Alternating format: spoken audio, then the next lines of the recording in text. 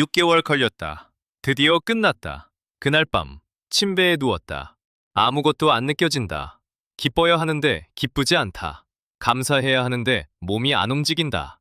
이상한 게 아니다. 내가 원래 그렇게 생겼다. 목표를 이루면 행복해진다.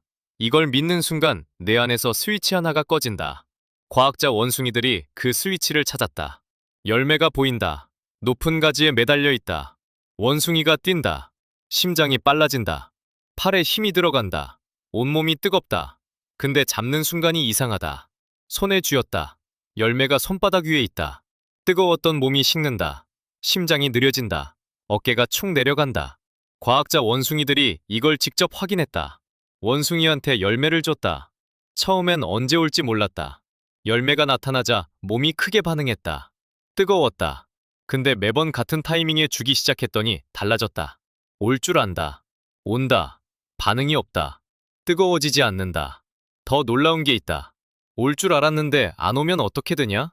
몸이 차가워진다. 뜨거워지는 게 아니라 평소보다 더 차가워진다. 기대만 하고 못 잡으면 아무것도 안 한 것보다 더 나쁘다. 그러니까 몸이 반응하는 건 열매를 잡는 순간이 아니다. 열매를 향해 뛰는 동안이다. 잡으면 꺼진다. 과학자 원숭이들이 이걸로 숲에서 가장 큰 상을 받았다. 이게 함정의 시작이다. 원숭이가 뛰면서 혼잣말을 한다. 저 열매만 있으면 뛴다. 잡는다. 손이 뜨겁다가 식는다. 아니다. 저 나무 위만 올라가면 오른다. 올라간다. 다리가 뜨겁다가 식는다. 아니다. 저 숲까지만 가면 달린다. 도착한다. 등이 뜨겁다가 식는다. 아니다. 더 높은 데가 있다. 매번 잡는다. 매번 식는다. 이것만 이루면 이 끝나지 않는다. 근데 문제가 하나 더 있다. 같은 열매를 또 잡는다. 처음엔 달았다. 또 잡는다. 괜찮다. 또 잡는다. 그냥 그렇다. 또 잡는다. 맛이 안 난다. 또 잡는다. 입이 커졌다. 같은 열매인데 예전 같지 않다. 더 큰 열매를 찾는다. 과학자 원숭이들이 열매가 한꺼번에 쏟아진 원숭이를 관찰했다. 수개월 뒤, 다른 원숭이들이랑 차이가 없었다. 더 이상한 건 따로 있다. 원래 좋아하던 것들의 맛이 줄었다. 햇볕, 수다, 산책, 큰 열매를 잡으니까 작은 열매가 안 보이게 된 거다. 입이 커진 거다. 이게 지금은 이렇게 생겼다. 수능 합격한다. 첫 달은 좋다. 두 달째 원래 기분으로 돌아온다. 취업한다. 첫 주는 몸이 뜨겁다. 한 달 뒤 월요일 아침이 똑같다. 승진한다. 이름표가 달라졌다. 어깨는 더 무거워졌다. 다이어트 목표를 찍었다. 거울 본다. 그래서 뭐? 그리고 더 웃긴 게 있다. 좋은 일에 더 빨리 적응한다. 나쁜 일은 오래 남는데 좋은 일은 빨리 사라진다. 결혼의 행복은 평균 1, 2년이면 원래로 돌아온다.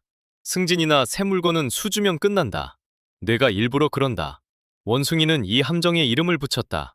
이것만 이루면 행복해진다. 이 문장이 거짓이다. 이름이 있다. 도착 오류. 과학자 원숭이 한 마리가 이걸 직접 겪었다. 16살에 전국대회를 이겼다. 숲에서 가장 높은 나무 꼭대기에 올라간 거다. 몇 년을 준비했다. 이기면 모든 게 달라질 줄 알았다. 그날 밤, 몸이 안 움직였다.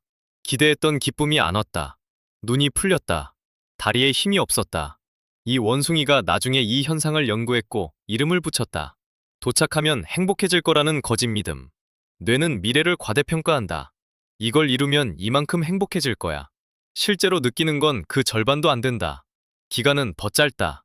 과학자 원숭이들이 휴가, 시험 성적, 승진, 대회 결과까지 다양한 상황을 조사했는데 결과는 같았다. 예상보다 덜 행복하고 예상보다 빨리 끝난다. 숲에서 가장 높은 나무에 올라간 원숭이가 있다. 23번 올라갔다. 세상에서 가장 많이 올라간 원숭이다. 가장 높은 곳을 가장 많이 밟은 원숭이가 어느 날 굴에서 안 나온다. 3, 5일 동안 먹지 않는다. 잠을 못 잔다. 살고 싶지 않다고 했다. 이건 성격이 약해서가 아니다. 가장 높이, 가장 많이 올라간 원숭이도 이렇다. 과학자 원숭이들이 엘리트 원숭이 무리를 조사했다. 3마리 중 1마리가 같은 증상을 겪고 있었다. 잡는 게 답이 아닌 거다. 근데 대부분의 원숭이가 같은 실수를 한다. 이번 목표는 다를 거야. 다르지 않다. 매번 같은 말을 한다. 목표가 작아서 안 채워진 거야. 더 큰 걸 이루면 된다. 입이 더 커질 뿐이다. 더 큰 열매를 잡으면 기준이 더 올라간다. 기뻐하는 법을 잊어버렸나 봐. 잊은 게 아니다. 뇌가 원래 이렇게 만들어져 있다. 성공한 사람들은 이런 거 없을 거야. 금메달 23번 딴 원숭이가 굴에서 안 나왔다. 창업에 성공한 원숭이 절반이 같은 증상을 겪는다. 첫째, 잡는 순간이 아니라 뛰는 동안을 느낀다. 열매를 손에 쥐기 전에 뛰고 있는 다리를 본다. 심장이 빨라지는 걸 느낀다. 숨이 차는 걸 느낀다. 몸이 뜨거운 그 순간이 진짜 열매다. 대부분의 원숭이는 손에 쥐는 것만 보고 뛴다. 뛰는 동안은 안 본다. 과학자 원숭이도 말한다. 즐거움을 결과가 아니라 과정 자체에 연결하면 추격이 오래간다. 둘째, 열매를 잡기 전에 다음 나무를 본다. 하나를 잡고 멈추면 몸이 식는다. 그 공백이 길수록 더 무겁다. 잡기 전에 다음 길을 미리 깔아놓는다. 추격이 끊기지 않게 한다. 반드시 같은 종류의 나무일 필요는 없다. 몸을 쓰는 걸로 바꿔도 되고 다른 원숭이를 도와도 된다. 방향만 바꾸면 된다. 셋째, 같은 열매를 다른 방식으로 먹는다. 매번 같은 자리에서 같은 방식이면 입이 커진다. 과학자 원숭이들이 방법을 찾았다. 가진 걸 다시 본다. 한 입 먹고 멈춘다. 감사한다. 그리고 먹는 방식에 변화를 준다. 다른 가지에서 먹어본다. 다른 원숭이랑 나눠 먹는다. 이러면 입이 커지는 속도가 느려진다. 같은 열매인데 맛이 살아난다. 잡으면 꺼진다. 고장이 아니다. 원래 그렇게 생겼다. 목표를 이루고 허무한 건 내가 이상해서가 아니다. 내가 추격하도록 만들어져 있을 뿐이다. 뛰는 게 바나나다. 잡는 게 아니라. 원숭이는 우리 모두다. 구독은 진짜 바나나다.